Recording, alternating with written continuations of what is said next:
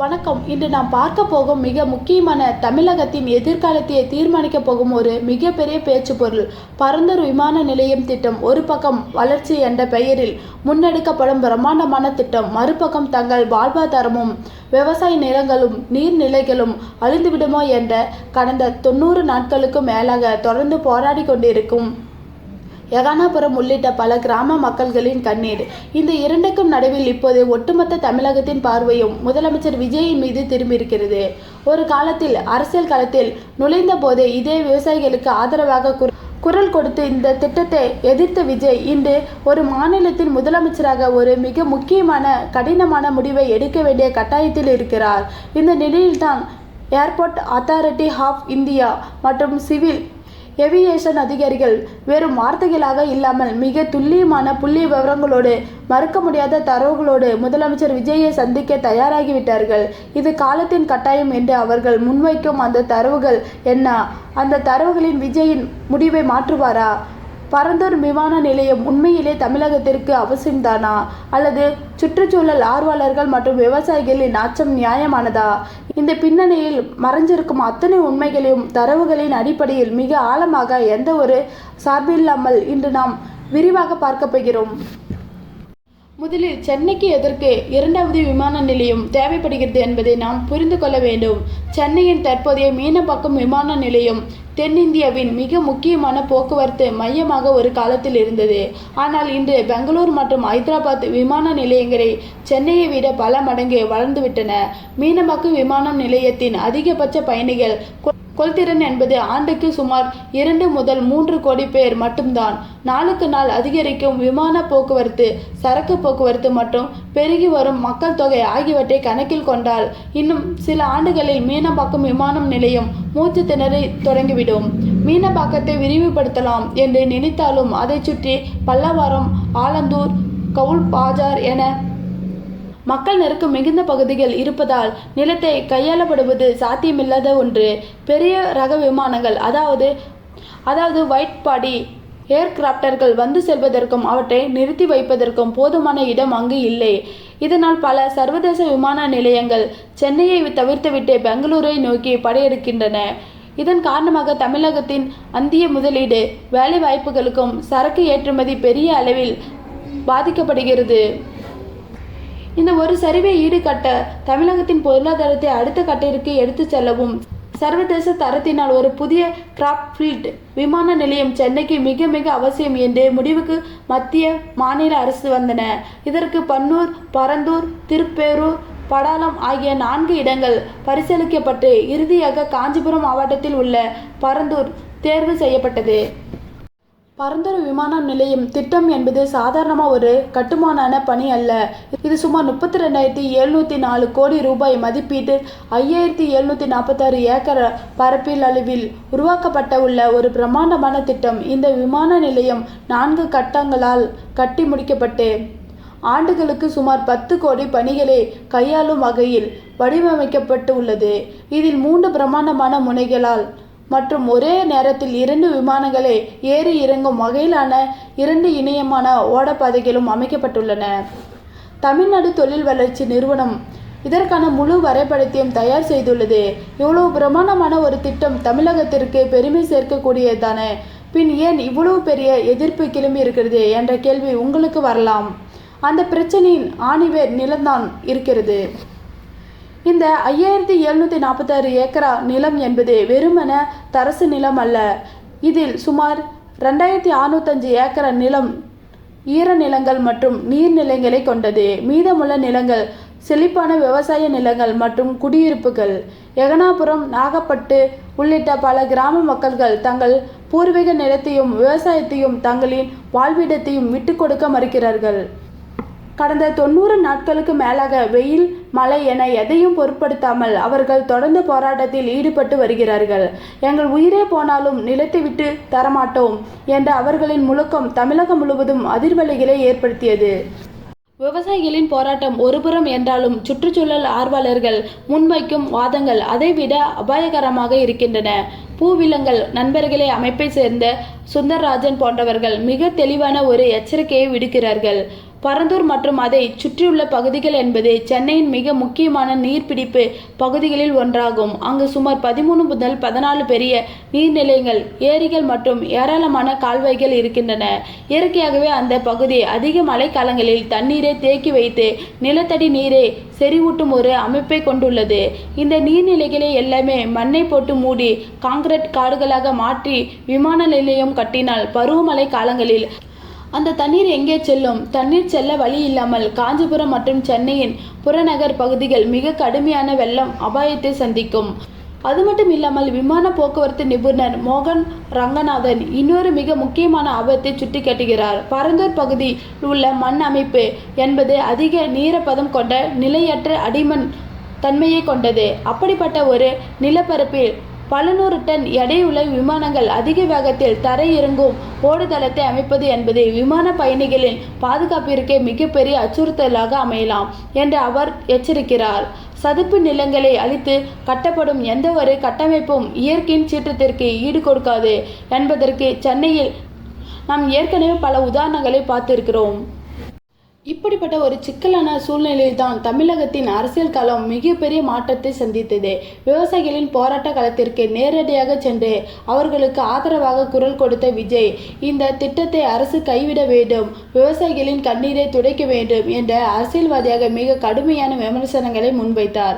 எகானபுரம் மக்களுக்கு தங்களின் கடைசி நம்பிக்கையாக விஜயை பார்த்தார்கள். நடந்த தேர்தலில் அந்த பகுதி மக்கள்கள் ஒட்டுமொத்தமாக விஜயின் கட்சிக்கு வாக்களித்து அவரை அதிகார கதிரையில் அமர வைப்பதில் முக்கிய பங்கு வகித்தார்கள். ஆனால் இன்று முதலமைச்சர் இருக்கையில் அமர்ந்திருக்கும் விஜய் முன்பு இருப்பது வெறும் உணர்ச்சிகரமான அரசியல் அல்ல, ஒரு மாநிலத்தின் பொருளாதாரம், எதிர்காலம் மற்றும் நடைமுறை சிக்கல்கள்.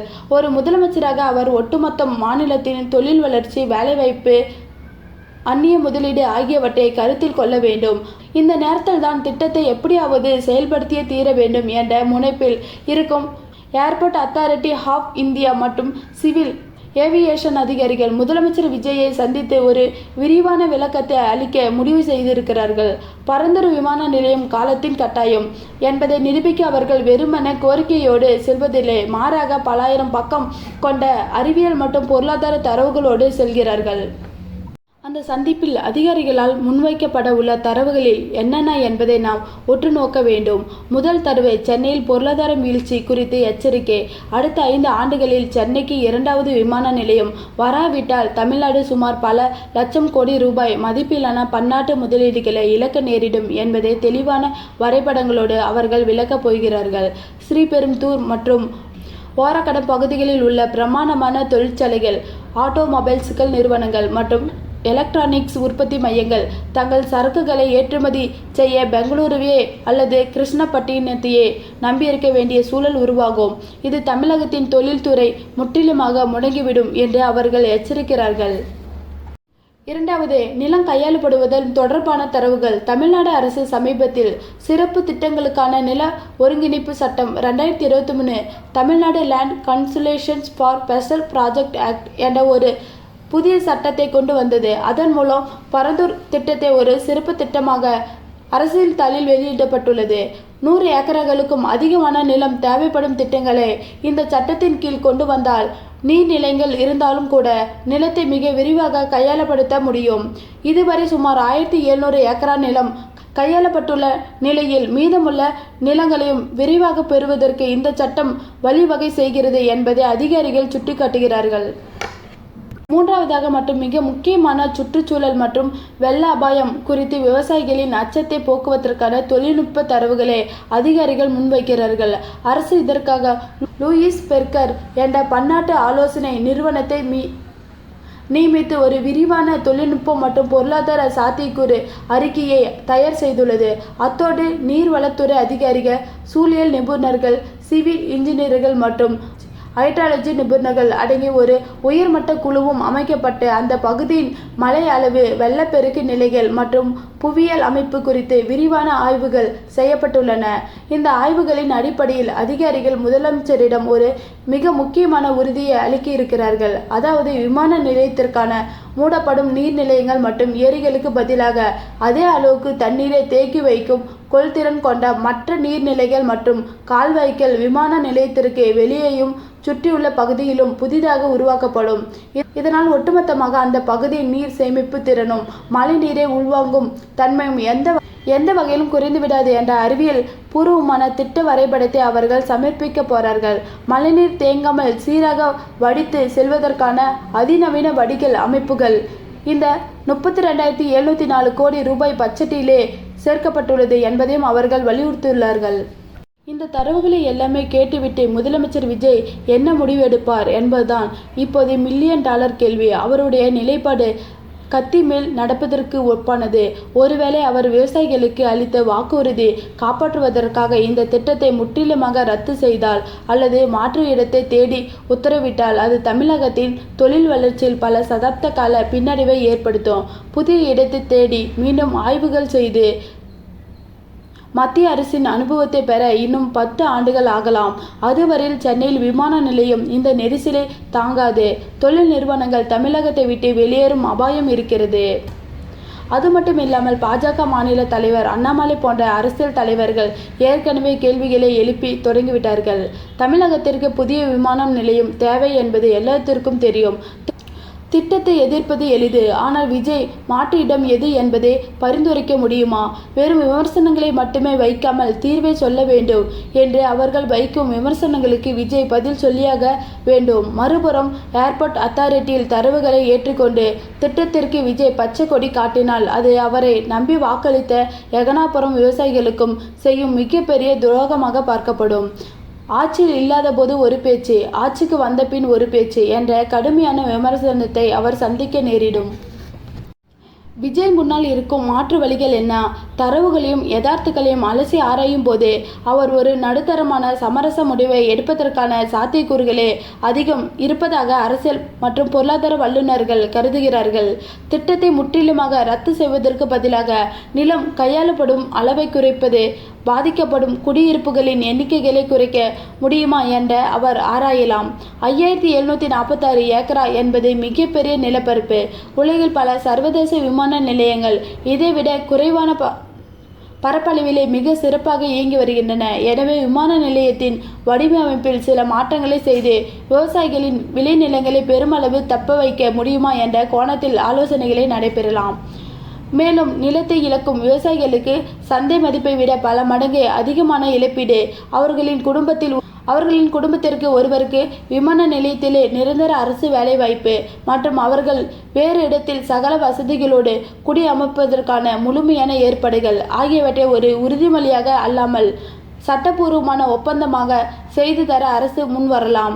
அதே சமயம் சுற்றுச்சூழல் நிபுணர்கள் சுட்டிக்காட்டும் நிலத்தடி மண் உறுதியற்ற தன்மை குறித்து வாதங்களை அரசு வெறும் காகித அளவிலான ஆய்வுகளோடு கடந்து சென்று விட முடியாது.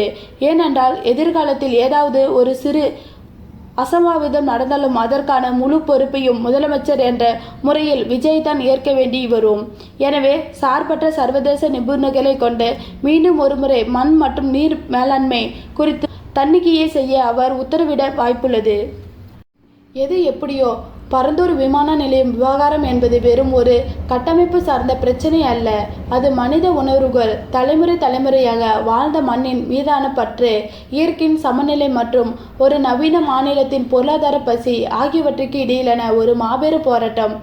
ஏர்போர்ட் அத்தாரிட்டி மற்றும் மாநில அரசின் உயர் அதிகாரிகளுடன் இந்த சந்திப்பில் சமர்ப்பிக்கப்படும் அந்த ஃபுல் டேட்டா வெறும் எண்களாகவும் வரைபடங்களாகவும் மட்டுமே இருக்குமோ தவிர அதில் எகனாபுர விவசாயிகளின் கண்ணீரோ அவர்களின் இழப்போ இருக்கப் போவதில்லை. ஆனால் அந்த தரவுகளை கடந்து ஒரு மாநிலத்தின் வளர்ச்சியும் உறுதி செய்து அதே வேளையில் அந்த வளர்ச்சிக்காக பலியாக்கப்படும் எளிய மக்களின் வாழ்வாதாரத்தையும் காக்க வேண்டிய மாபெரும் பொறுப்பு அந்த நாற்காலியில் அமர்ந்திருக்கும் முதலமைச்சருக்கு இருக்கிறது. இது காலத்தின் கட்டாயமாக இருக்கலாம். ஆனால் அந்த கட்டாயம் யார் தலையில் இடியாக விழப்போகிறது என்பதை விஜயின் இறுதி முடிவில்தான் தீர்மானிக்கும். தமிழகத்தின் எதிர்காலம் தலைவிதியை எழுதப் போகும் அந்த முக்கிய நாளுக்காகவும் அதிகாரிகளின் தரவுகளை மீறி விஜய் எடுக்கப் போகும் அந்த தீர்ப்புக்காகவும் தீர்ப்புக்காகவும் ஒட்டுமொத்த தமிழகமும் குறிப்பாக காஞ்சிபுரத்தின் அந்த கிராமம் விவசாயிகளும் தங்கள் மூச்சை அடக்கி கொண்டு காத்து கொண்டிருக்கிறார்கள். அடுத்தடுத்த நகர்வுகள் என்னவாக இருக்கும், அந்த சந்திப்பிற்கு பிறகு என்னென்ன அதிரடி மாற்றங்கள் நிகழப்போகின்றன என்பதை தொடர்ந்து நாம் கூர்ந்து கவனிப்போம். விடை விரைவில் கிடைக்கும். நன்றி.